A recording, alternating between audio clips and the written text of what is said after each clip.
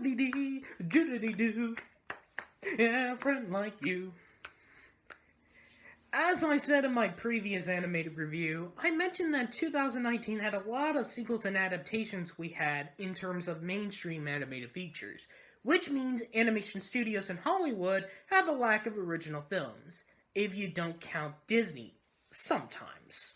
As there were only 4 original films that came out last year, including DreamWorks' Abominable, Paramount's Wonder Park, Arctic Dogs, which is considered one of the worst films of 2019, and our next nominee for Best Animated Feature comes from a company that doesn't let stop motion down at Laika.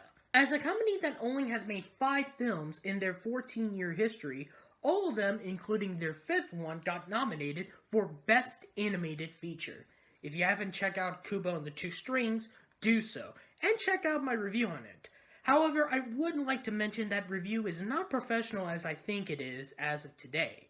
I really did enjoy Kubo, and it was my number 2 of the animated nominees of 2016, right under the Disney masterpiece, Zootopia. 3 years after they made what is considered their best film and the best stop-motion animated film of the decade, their 5th movie was not also an original animated film, but one of the most significant films that bombed badly at the box office, as it only got $26.2 million worldwide on a $100 million budget, which was their most expensive film to make. Some people think it could have been the distribution from Annapurna Pictures, but we all know why. Being released 2 weeks before a movie that I liked at first glance, but then I find it very overrated. Thank you, Kevin Feige.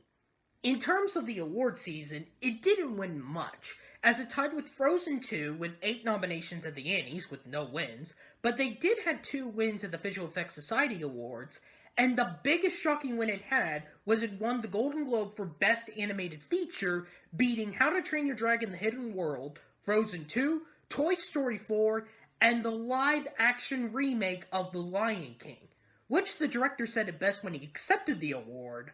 I'm flabbergasted.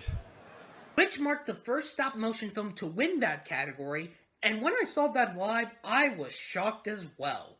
So now let's look into this infamous movie that no one saw in theaters, same thing with me cause I have a life, with Missing Link. Directed by Chris Butler, who was one of the directors of Paranorman, it sits around in the late 1880s as an ambitious creature explorer named Sir Lionel Frost has his dream of becoming a member of the Society of Great Man, although their leader, Lord Pickett-Doonspy, doesn't like him. One day, he looked at one of his letters that tells him to find a sasquatch in America, so he accepted and ends up finding the creature who apparently can speak, and he was the one who wrote the letter to Sir Lionel.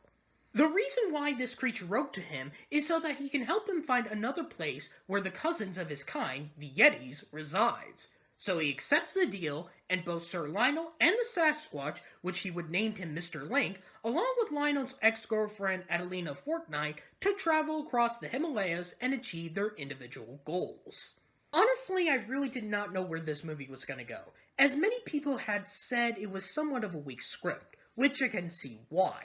It's not an underdog story, but yes, it does have a generic love interest, which kind of makes it predictable from beginning to end, as the plot of the script is one flaw of the movie, but the execution what makes it another great film from Laika. What makes it really good is the relationship of our 2 main characters, Sir Lionel Frost and Mr. Link.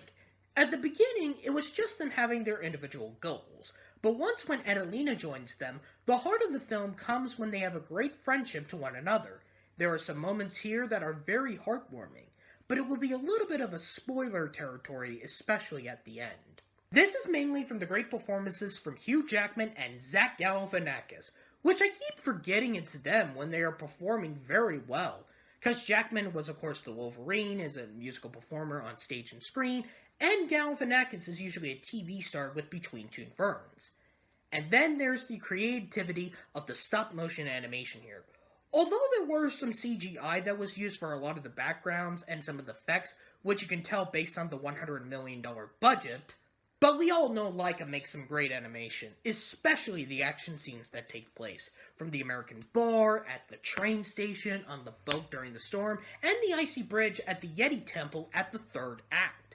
all because of the members of the Society of Great Man had assigned a bounty killer to kill Sir Lionel Frost. Not a spoiler, because that's around during the beginning of the film.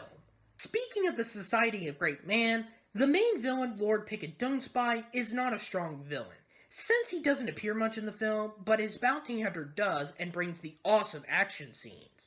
So yeah, definitely not in the ranks of the other Mother and Coraline or Archibald Snatcher and the Box Trolls in terms of as villains. As for Lionel's ex-girlfriend Adelina, Zoe Saldana is trying with the performance, but the script makes her a generic love interest, as I said earlier. Speaking of the script, since director Chris Butler also wrote the script here, it's not surprising it's not that fully original.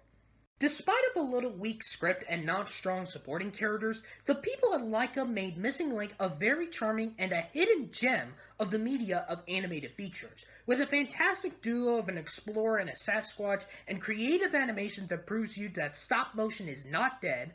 Okay, maybe for theaters, since average moviegoers would rather watch cartoony garbage instead of creativity. However, streaming services like Netflix would save them, like Aardman's recent film, A Shaun the Sheep Movie Farmageddon, can save the genre of stop motion. If you haven't seen Missing Link, do so, as Laika would tell you, like Wes Anderson's Isle of Dogs last year, that original films are still a thing.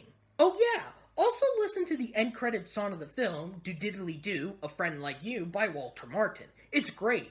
It should have been on the Oscar shortlist for Best Original Song.